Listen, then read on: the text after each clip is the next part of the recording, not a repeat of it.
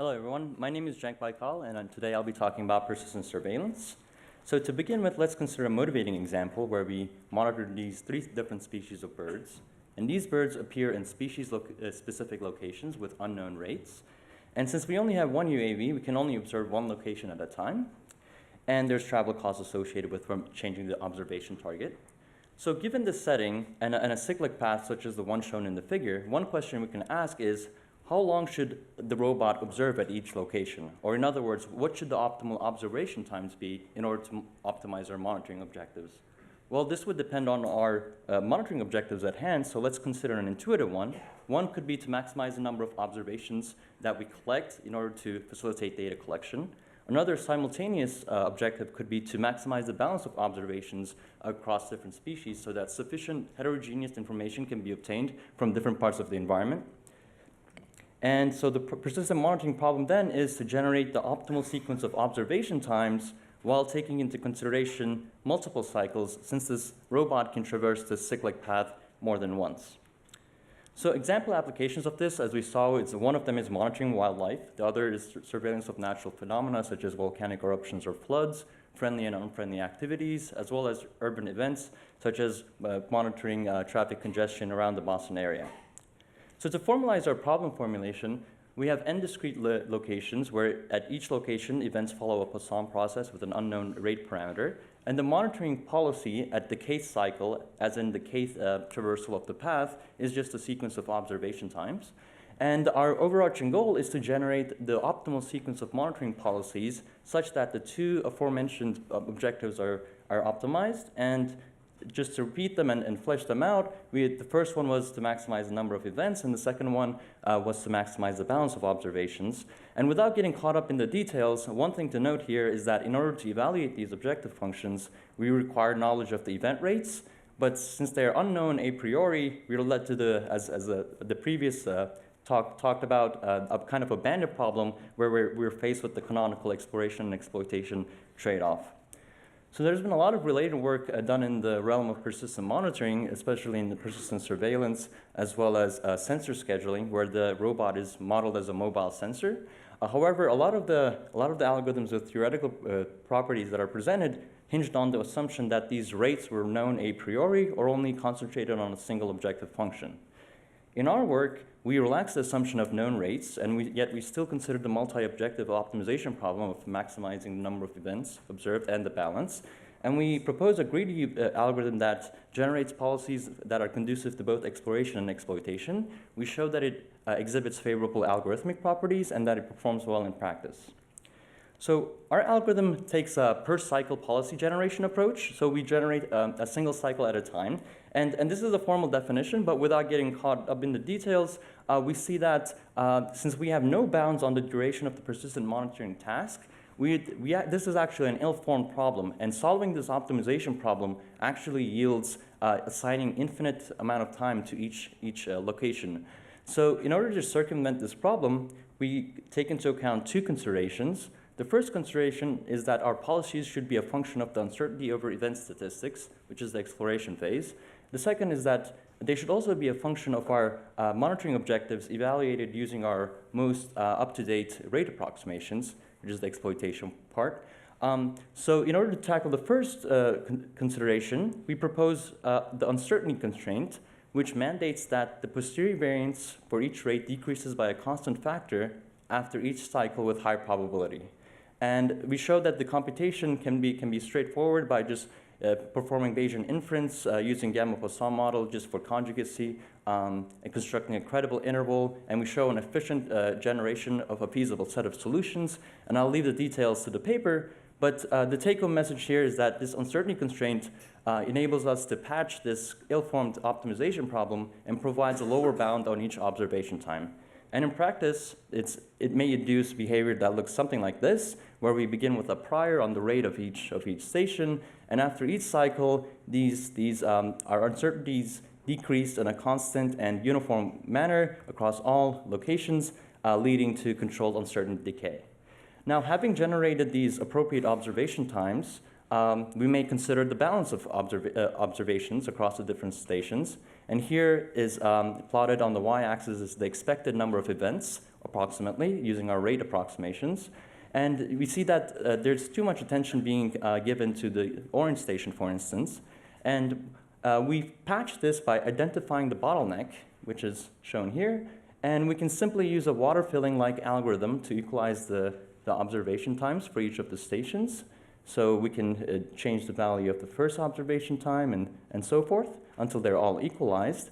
And we show in the paper that policies that are constructed in this manner satisfy these uncertainty constraints and maximize balance using the minimum amount of time, which leads to efficient policies that are both conducive to exploration, but yet also consider the monitoring objectives at hand. We also show that despite our greedy approach and per cycle generation, we are able to get favorable bounds on properties such as the variance of the posterior mean, relative approximation error, and the optimality of per cycle policies. I'll leave the details of the paper, but please feel free to check the paper for the details. For the evaluation, we considered two main scenarios. The first one was the synthetic scenarios, where we generated 10,000 random environments with varying rates, priors, as well as travel costs between stations. And we generated these environments and scenarios such that the events were Poisson distributed. And we evaluated our algorithm. But we also wanted to see how our algorithm behaved and assess its performance when the data was not Poisson distributed.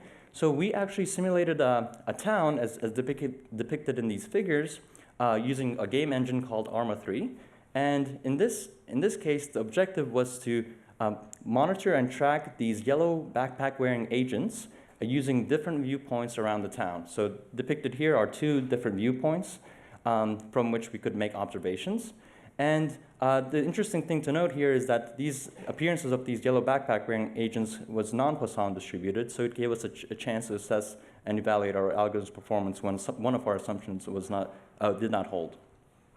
As far as the results, we compared our algorithm to other approaches, as well as an Oracle algorithm, which has knowledge of the rates beforehand, so it was a kind of a regret-based, almost like algorithm. And we see that for both objectives, both percentage of events observed as well as the observation balance, our algorithm was consistently able to outperform other approaches over the duration of the monitoring process. So 600 minutes, so it's 10 hours of persistent monitoring time.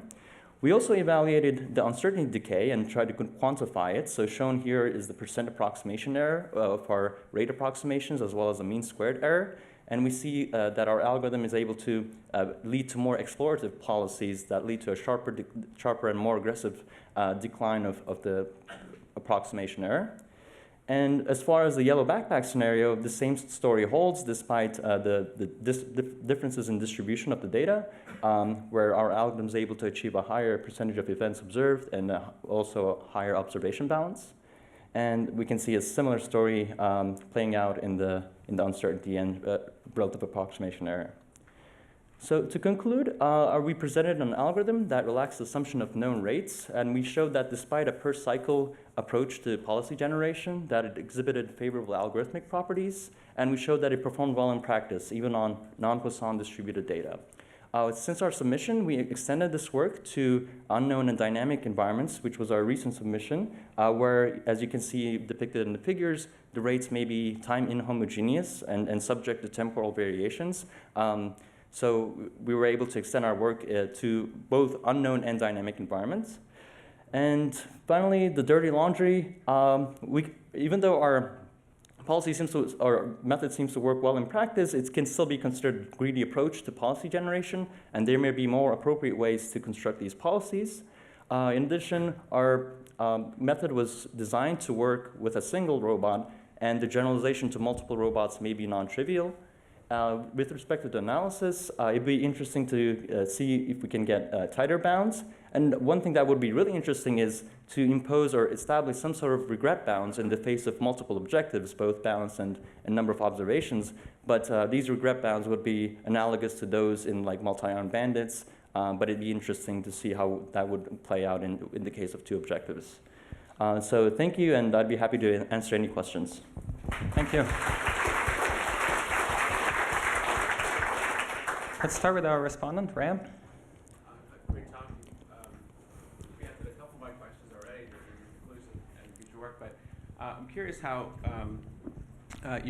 the approach is similar in spirit to sort of multi-arm bandit UCB type approaches. Right. And I'm wondering if you could flesh out exactly why you can't use UCB by sort of simplifying the problem a little bit Sure. or changing something. Sure, that's actually a great question. And to answer that question, perhaps I can bring up this slide. Another preemption. Good job.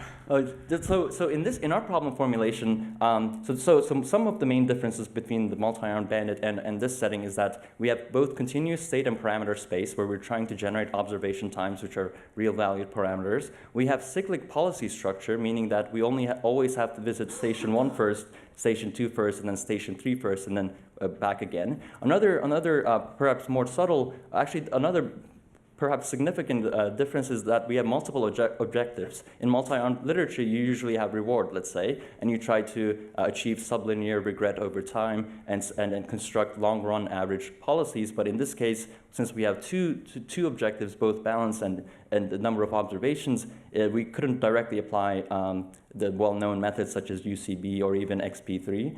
Another distinction could be that since Poisson distribution has infinite support, it's unbounded support, it doesn't really play well with the bounded random variables assumption commonly used in multi-arm bandit literature. Poisson distribution is also not sub-Gaussian, but those are some of the differences. My other question had to do with the lower bound on observation time that you had to have at each station. Right, I'm sure. curious why that's necessary, or what happens if you sort of make that something trivial? Sure, so it's a great question. So the intuition behind that is that you're taking all this time, let's say you're using all this travel time from T1 to T2. So you kind of incur almost like an opportunity cost during that time which you're not observing events.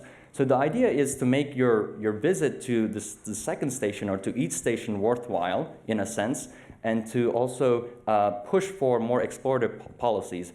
So it would be very highly suboptimal to just go to T2 even though it's on the way to station 3 and only wait for a second, for instance. So it kind of gives a lower bound on staying there at least some amount of time so you can make the trip there worthwhile. Question there? Yes, so this lower bound on amount of time spent somewhere, isn't this in some way sort of a function of the fact that you treat every cycle is independent? Have you considered what would happen if you have, for instance, a fixed total amount of time or a fixed total path length could do this? Sure. So actually that might turn this into more of the orienteering problem, which is where you kind of constrain it on the path length, which actually having no bounds on either length or the duration of the persistent monitoring process is what actually makes this very difficult problem. Another observation is you mentioned that we treat it independently. We technically don't treat it independently because the dependence is reflected in our posterior distribution. So we use, as I mentioned, the Gamma-Poisson model, and we keep updating the posterior with our observations. So there's an implicit dependence between the iterations since the posterior is updated. Does that answer the question? Yeah. Sorry. Okay, one last question there while Kostas sets up. Yeah. I wonder if the objective is to collect information.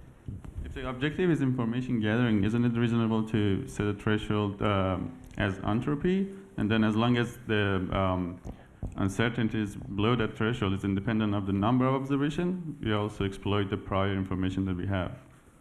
Right, so are you suggesting... So if we set a threshold as entropy, and if the entropy of the random variables that you're interested to collect information about is below that threshold, then that's independent of the number of observations you need to collect. And it also automatically exploit the prior information you have because we just basically minimize the conditional entropy.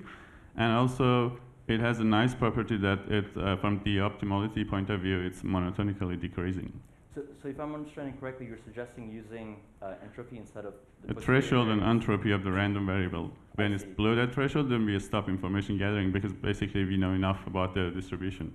Yeah, that's actually a good thought. I hadn't thought of that, but the reason why we use posterior variance was to exploit some of the inherent relationships between like the posterior mean and also our rate approximations and get those relative approximation errors. But that could also be another way of quantifying uncertainty. All right, let's thank Cenk again.